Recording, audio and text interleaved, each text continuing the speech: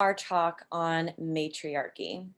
This month, we want to shine a light on all of the leaders who are also women from across the vast spectrum of identities and experiences of womanhood.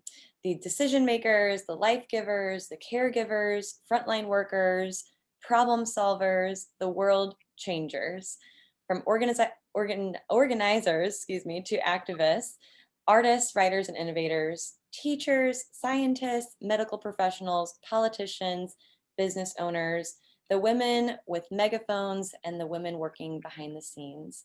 Without you, where would our world be? So I'd like to introduce our speaker, Susan Barrett. And Susan is the founder of Barrett and Barrera LLC. She founded Barrett Barrera in 2014 after recognizing a need for a consulting firm that specializes in not only arts, culture, and cross-disciplinary advisory services, but also provides expertise on contemporary fashion objects and the increasingly accepted position of the avant-garde fashion pieces in the fine arts industry.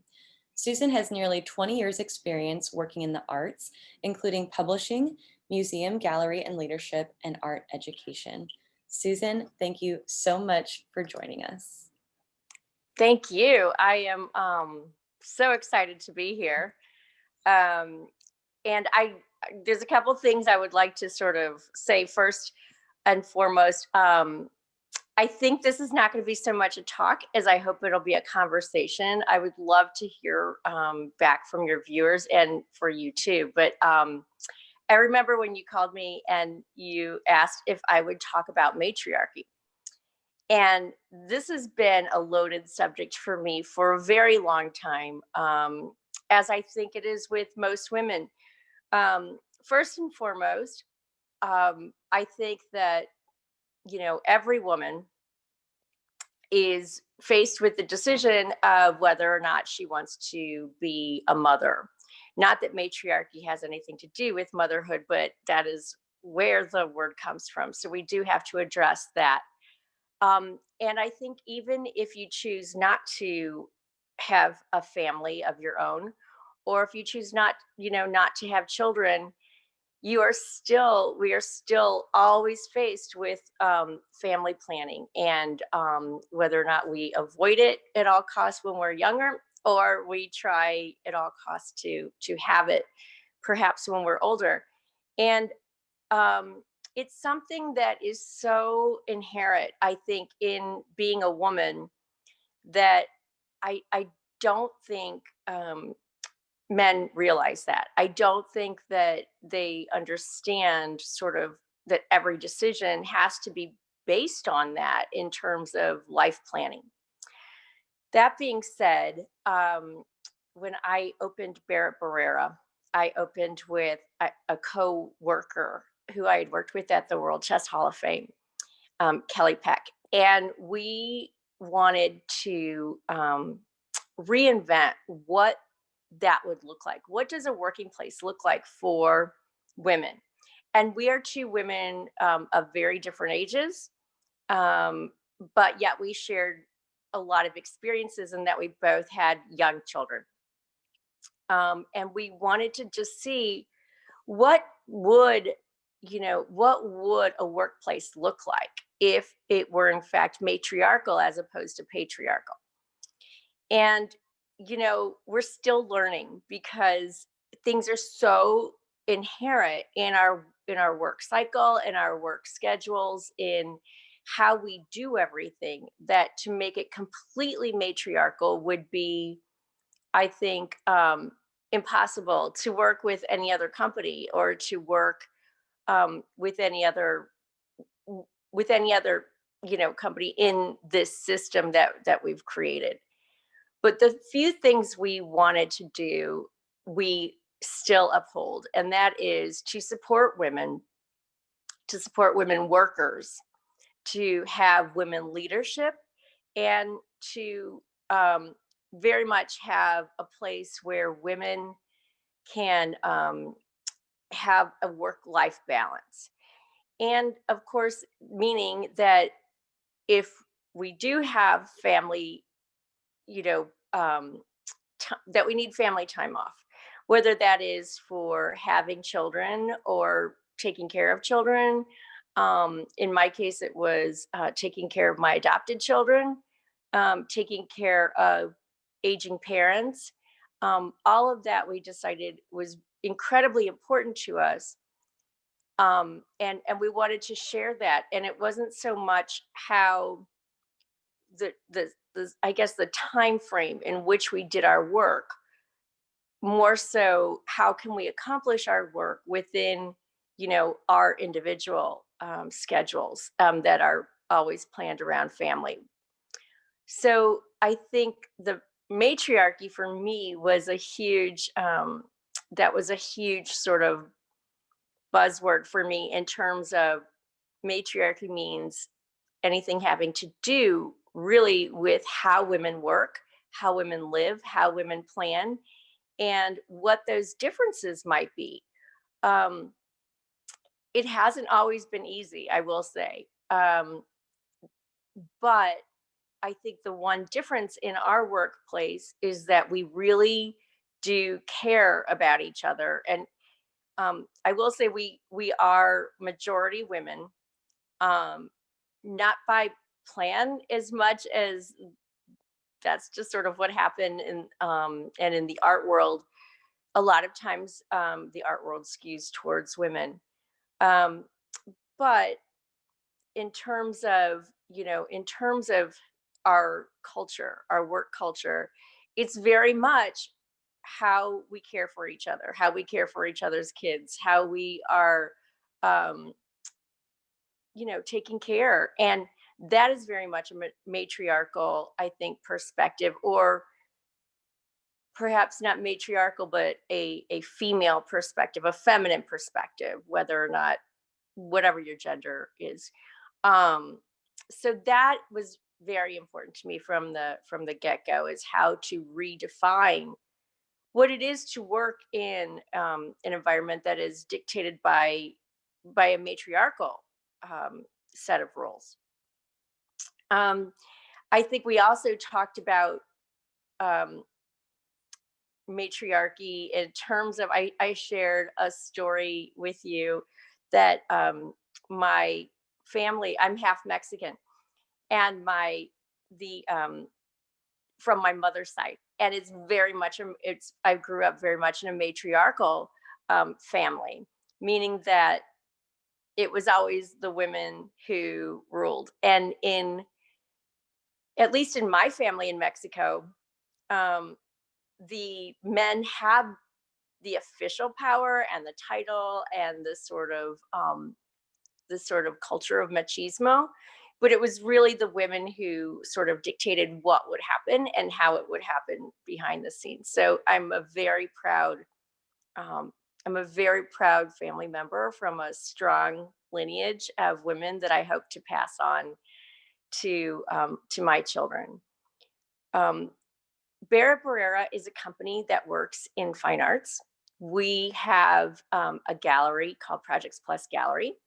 In that gallery, we share our exhibits with artists, with curators, and we let them take over the spaces. And we don't want to dictate how they would like their visions to be seen. So for us, it's very important that the artist or the curator take over the entire space. If they want to add walls, they add walls. If they want to add color, they add color.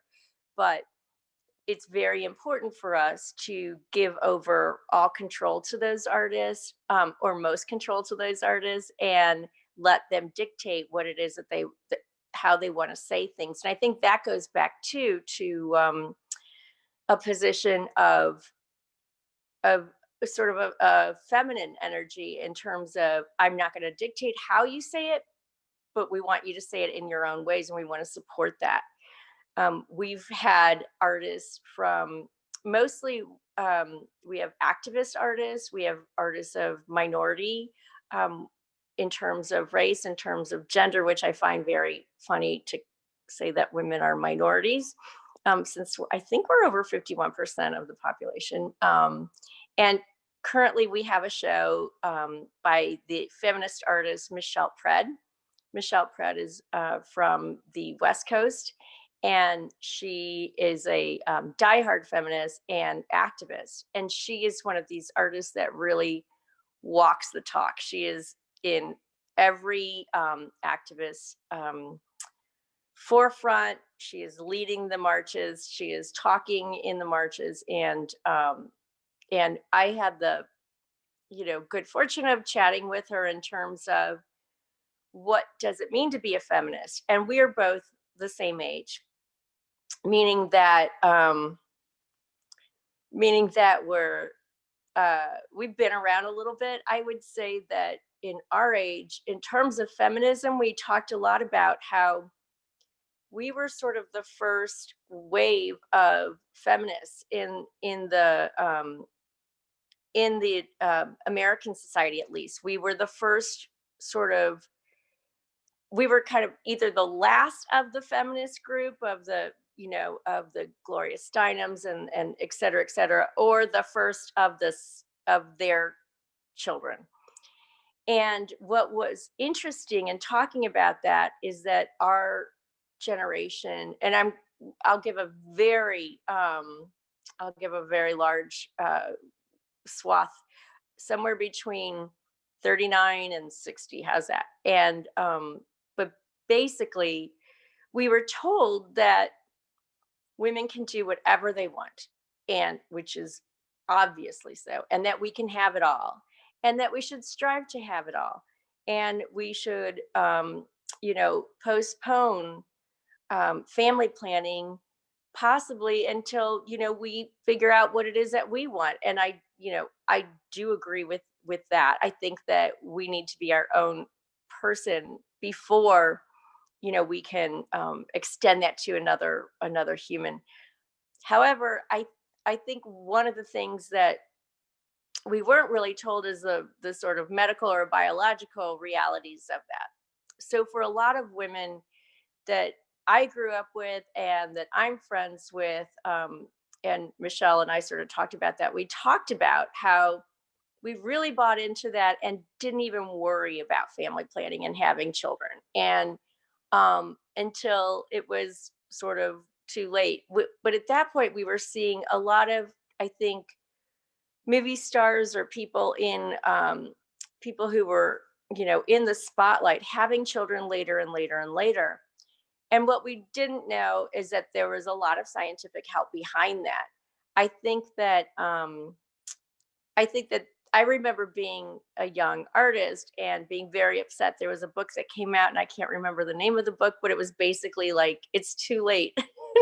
I remember being so upset about that book, but I'm very happy for the sort of next generation who understand both the biological realities and the realities of having a career or having what it is that you want and being able to plan accordingly. And that science has come a long way in terms of being able to, if you want to have a child later in life, to be able to do so. um, one of the projects that got Barrera started was an exhibition that was created at the World Chess Hall of Fame. I was there, and we had some of our some people that I work with were previously there too, who worked on this exhibit, and it was called A Queen Within. The notion, it's been updated to not feature chess so much, but to feature archetypes of femininity and of the feminine. Um, and these archetypes were based on Jungian archetypes. And what we did is we took contemporary art and fashion, and we applied those to these sort of different archetypes to really celebrate what it is to be a woman and what the different aspects are and the strengths and power of those aspects. That exhibition, I'm proud to say, is still traveling and has a nice schedule ahead of it. So we continue to update it as our curator Sophia and Serge Hedman are constantly wanting it to be contemporary and to be very much of the moment. So we are proud that that is in fact traveling. Um, which leads me to, I forgot to mention that Barrett also is a company that has traveling exhibitions, and we work with museums to create those exhibitions and to travel them to different museums in different locations. We also work with museums to lend objects, and that has been a great sort of a great aspect of our company in terms of being able to work with various museums on different projects. Um, so we opened a space called Projects Plus Exhibitions, which is in the Grove on Manchester, um, in which we currently have a James Turrell exhibition, and that is free and open to the public. We only ask that you go ahead and sign in for a nice private experience. So I think in terms of matriarchy, one thing that I had always been um, consumed with, and which is why I've had several difficulties technologically, which is always my issue.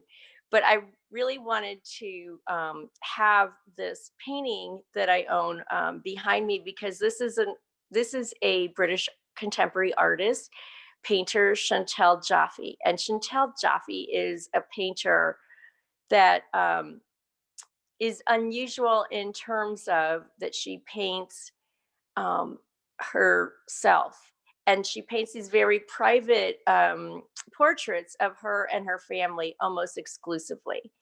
She's not the first artist to do that, but she is certainly one of the most proficient and celebrated artists currently. So the painting that I have behind me is one of my favorites, and this is Chantal with her daughter Esme when Esme was a baby. Esme, I think, is in her teens, at least right now.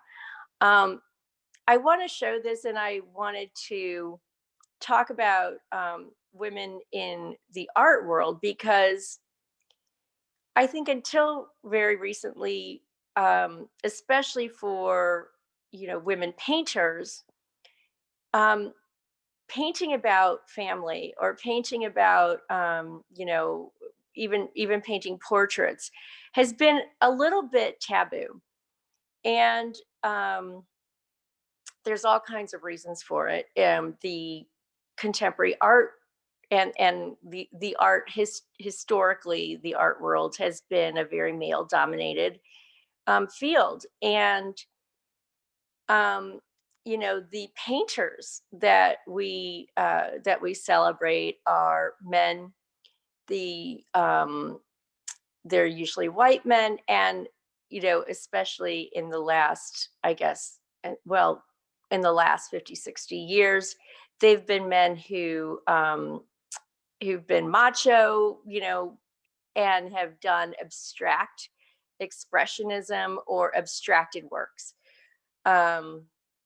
So when I was a painter a gazillion years ago, it was very frowned upon to do portraits. It was very frowned upon to do portraits of family, and I think that's always been cast aside as a very sort of feminine thing to do, and more as craft, I guess, more as hobby, as opposed to being a serious professional painter. And I think probably one of the most famous examples of that is Frida Kahlo, who was married to Diego Kahlo, the Mexican muralist. And even though they both had a practicing art, they both practiced art, Frida was not paid, and Diego was creating these huge, huge murals. And he was a very large person, larger than life, apparently, in personality as well as in physique. And as we all, or maybe we don't know, Frida was a very frail, she'd been injured early in life, and a small woman. So to see them next to each other, I think would have been a very, it's a sort of funny thing to see pictures of the two of them. But Frida was doing small, intimate, mostly self portraits, and was never taken seriously. And there's an early article when she and Diego came to New York to do the Rockefeller Center. For him to do the Rockefeller Center, and they did a little article on Frida, basically saying, "Oh, and this is his little wife who does these charming small paintings." And art historically, at least, and probably pop culturally, we know who the more famous of the pair is. So it's always been sort of seen as kind of cute women's work to paint, you know, and even to study painting or drawing has always been seen as a more feminine aspect and not really celebrated in in the contemporary art world, and probably in other, you know, I mean, Mary Cassatt was an example of impressionism, who was celebrated with painting portraits of mothers and children.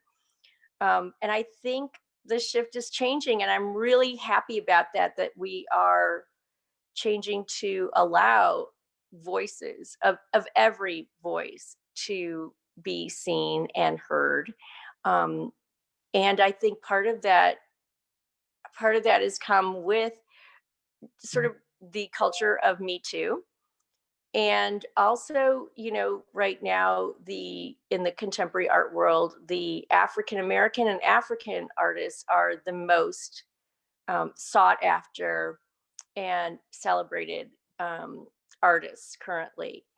And that is, of course, because of the some of the changes that have come in our culture because of the Black Lives Matter protest, and that there is a cultural shift, meaning that, of course, it will be perceived in the art world too. So um, I think the art world is finally listening to its constituents and to contemporary culture by um, expanding the perspectives of minority artists. And in fact, most of the museums, especially in New York, are being pressured to sell some of their classic artworks or make room for women artists and minority artists to show their examples of what it is to be an artist, and what it is to have a perspective that's different from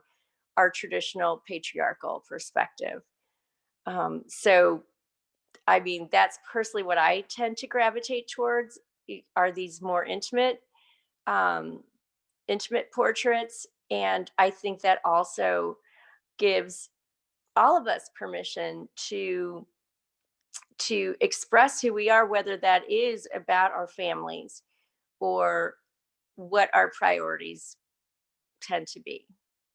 Um, so I'd like to open it up to questions, or if you'd like me to, you know, talk about anything more specifically. I've kind of given a whole lot of a sort of lot of information without a lot of depth in any of them. So I'm happy to focus this in a way that would you know, that would be most interesting to you. Yeah, I'll echo that. If we have any questions, feel free to unmute or type them in the chat. I will say something I wrote down was it feels like there are a lot of different ways to identify with matriarchy. It's a very layered idea. Yeah, it is a very layered idea, because we really, you know, the conversation could definitely be about sort of a political structure. It could be about a familial structure, how we're raised. And it's also sort of a funny, I don't know, it's sort of a funny word, you would think, in this day and age.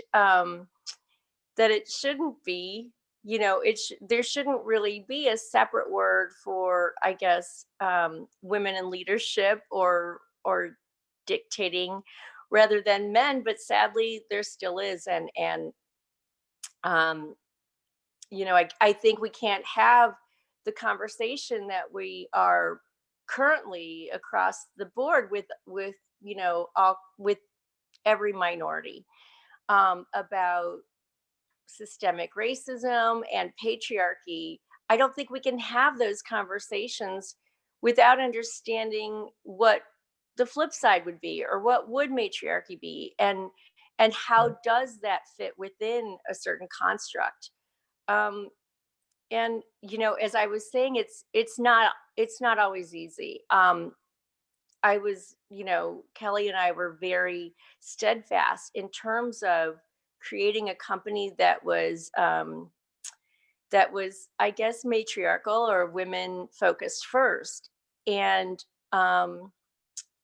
it's great, but it doesn't live in a bubble. I mean, we work with, museums and institutions and other galleries and artists, and we work in the rest of society that probably still does follow a more traditional or patriarchal construct. And so there are certain things that we have to kind of align to as well, even though perhaps we didn't think about it at first in terms of, I don't know. I mean, we always wanted to keep regular business hours, but at the same time, those business hours are very sort of they're easier, I guess, if you're not picking up kids from school, or you're not taking kids to school, or if you don't have other people to depend upon. Um, so some of those things, it's really been a balance act. And it's good. It's not always good for the bottom line, I will say, but we've fortunately been able to try to prioritize that. It's very important for us to prioritize having family leave, and having the time needed to give to each other. And I think part of that is what happened in COVID, and we were fortunate enough to be able to keep everyone, and to keep everyone at the same pay, and that was definitely not an easy thing to do. It was an easy decision, but not an easy financial plan. But it was very much part of the core of taking care of each other and making sure that we each got what we needed to do during an immense time of uncertainty. One of the things, I think, that we spoke about too is the difference that COVID sort of showed us. And I know that, and I'm like the first one to be so excited to be able to go back out again. I'm fully vaccinated, but um, it's it's hard not to go back to old patterns, and it's hard not to sort of forget what it is that we learned. And it's also enlightening to see what was uprooted during COVID in terms of a lot of fields, including obviously the restaurant, the service industries, and the jobs that, I guess, that were the difficult jobs, that were jobs that there were already fractures within the system, but hadn't been addressed, because systemic change is really hard to do, and takes a long time, and it might not be the most financially profitable thing to do. However, it really scares me and makes me very sad that, because most of the workforce that has left has been women, because of lack of childcare, um, and lack of jobs. A lot of families had a plan who's going to maintain their job, and obviously it would be the person who makes the most money, which a lot of times the is the husband or the man in the family.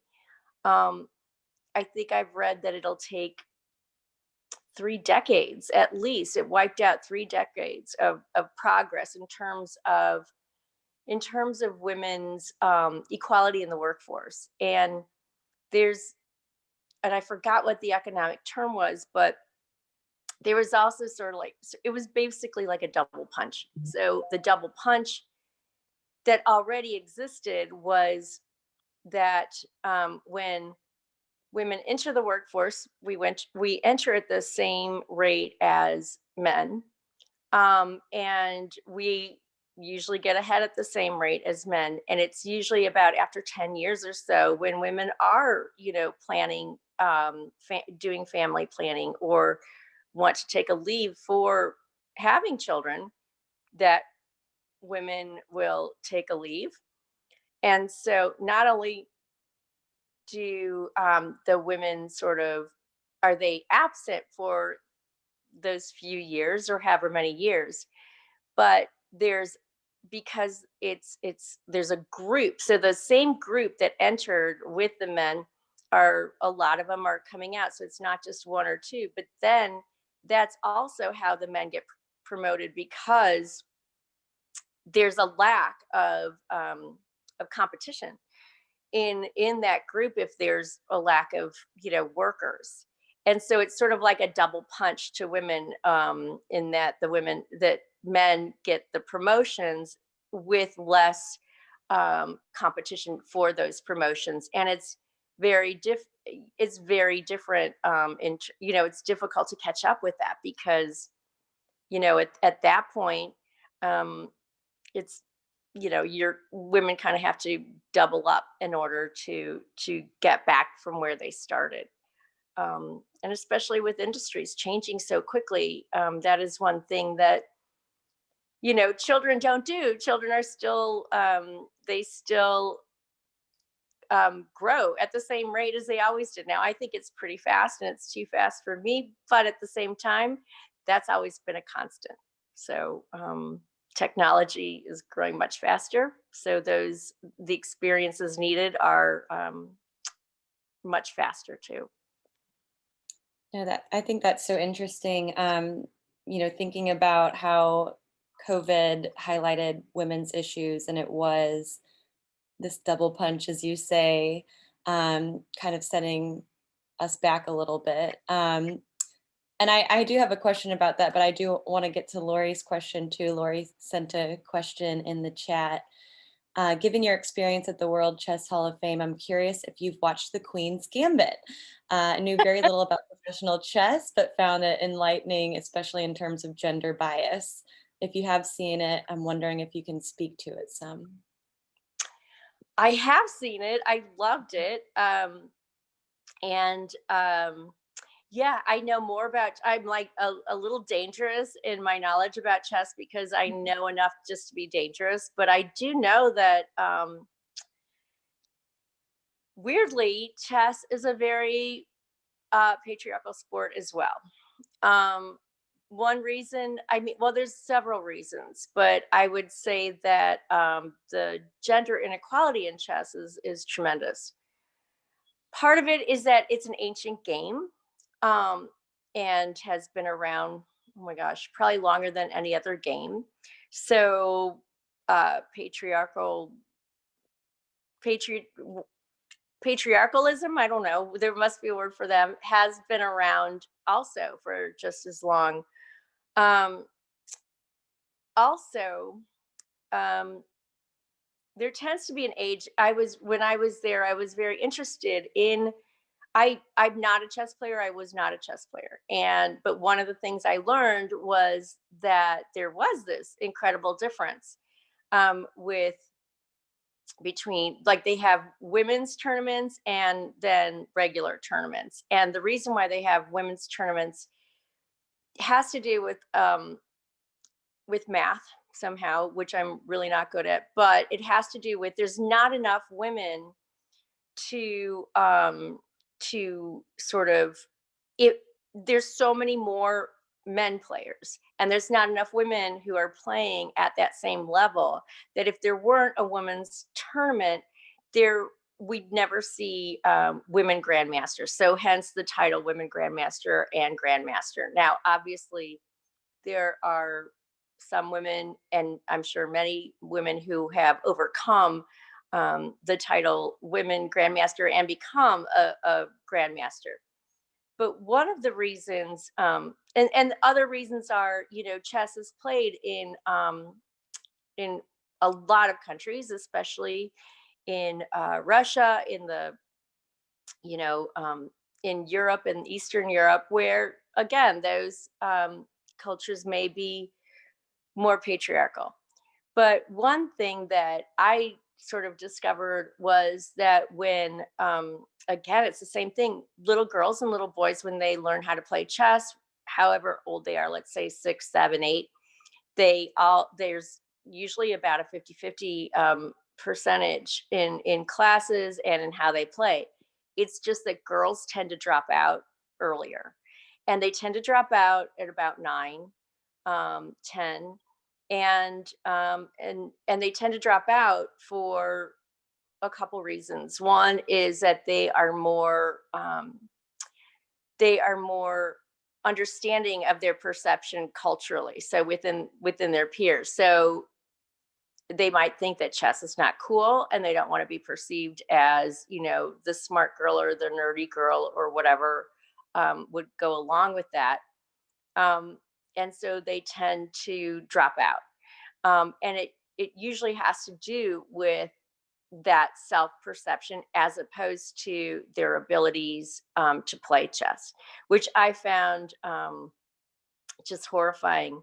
A good friend of mine is a women's grandmaster, Jennifer Shahadi, and she has a 501c3 getting girls into chess. And we always tried to figure out, how do we make this cool? How do we, make it better? And so that is it's an ongoing process, not so much to get the game, for the game, but because of the benefits of chess. So I did see the Queen's Gambit. I liked it very much. I will say it was not, I found it not true. And I found a lot of of women I know who are in the chess industry to say that it was the way it was not true is that they never had support from their male colleagues. So this was sort of a hyper version of a story that was based on actually a male chess player. I mean, it's a fiction, but it was based upon, I think, Bobby Fischer. So, I mean, hopefully that will be the case, and I hope that gets more girls to play chess and to see how cool that is, and for boys who are playing chess to support girls, because we really can't have women or girls becoming more empowered without the support of boys and men. Yeah. Thank you. Thank you. I enjoyed the show the same. Like I said, I learned a ton, and it was interesting because I watched it with my husband, and after it was over, he was just like, wow, that was such an amazing show. And I said, it was, but I find it very hard to believe. I said, I just couldn't believe that the men would be, just so blindly supportive, or just so willingly supportive. And he didn't even pick up on that. So I found it very interesting that I kind of saw through that part of the story, and he didn't even notice. He was just like, yeah, way to go, guys, way to back the woman. And I was like, yeah, but would that really happen? So I thought that was very interesting. Great points. And thank you. It's interesting because it's the same reason why a lot of men, or at least my husband, doesn't understand why I don't like garages. I don't like to park in garages. I have a bias against parking in garages. I don't want to be in a dark place. I've been brought up to fear being alone in a dark place, and it's the same lack of bias, I think, that they have. So it's always very interesting to just sort of be like, why would I park in a garage? My husband would be like, it's so convenient. Yeah. Well, thank you. That brings me to a question. I know that you've kind of built your business in more of a matriarchal system, and I'm curious if that has clashed with a patriarchal system at some point, and if you can give an example and how you navigated that. Um, I'm sure it has, but let me think. You know, it it has and it hasn't. I think that it has it hasn't really like had a clash because luckily, I'm the owner. And so, I'm the boss. So I get to say what to do in terms of whether or not we want to work with another company or how we work with another company. So in that sense, it hasn't. And also I've been really lucky too, because besides being an owner, we're in an art world and we're in a creative, and the art world itself is very patriarchal. I mean, in that there's a lot of money. So I don't mean to equate money with patriarchy, but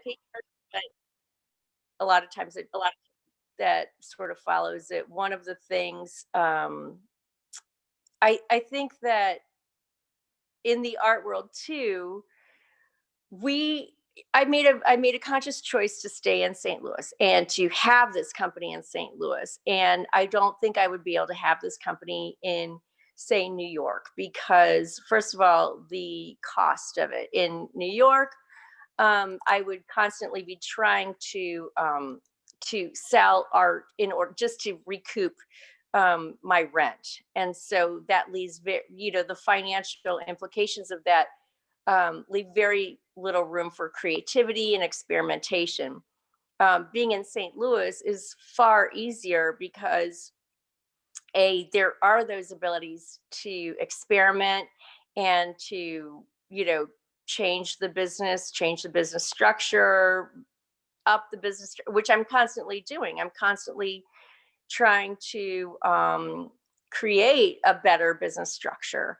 And I can do that in St. Louis because of the sort of arena for experimentation, and also the art world, the proper art world, isn't really looking at St. Louis. It's sort of a great it's sort of like a superpower to not have people expect a lot from you, and just as sometimes New York doesn't expect a lot from St. Louis. And so that gets all the ego out of the way, and it gets all the sort of, basically the ego out of the way. And we're able to do the work as opposed to, trying to look like we're doing the work. So it hasn't really clashed since I've had my own company. It used to clash. One of my former careers was as an architect, and that used to clash quite a lot, especially between the architect and the contractors. It was there. I have several stories of sort of working with contractors. I'm going to leave it at that. Well, thank you. I want to open it up. Does anyone have any additional questions before we close? I kind of do. In a lot of ways, like you said, matriarchy is like entwined with motherhood. But what is like a single woman's stake in matriarchy, or a woman without children? What kind of advancements can they work towards in matriarchy? Well, it's an interesting question because matriarchy affects all of us. I had a curator because I've always wanted to have an exhibit about women in art who either showcase matriarchy or motherhood or family, or who are mothers. And I asked a curator to do this, and she was very uncomfortable and wouldn't do it because she said she wasn't a mother.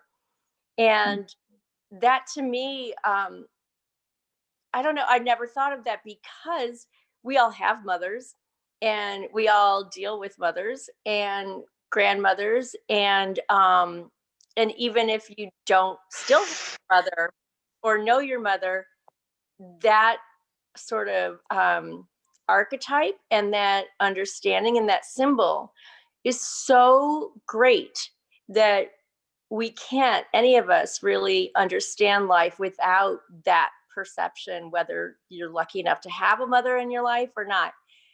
And so that understanding of what motherhood is affects you.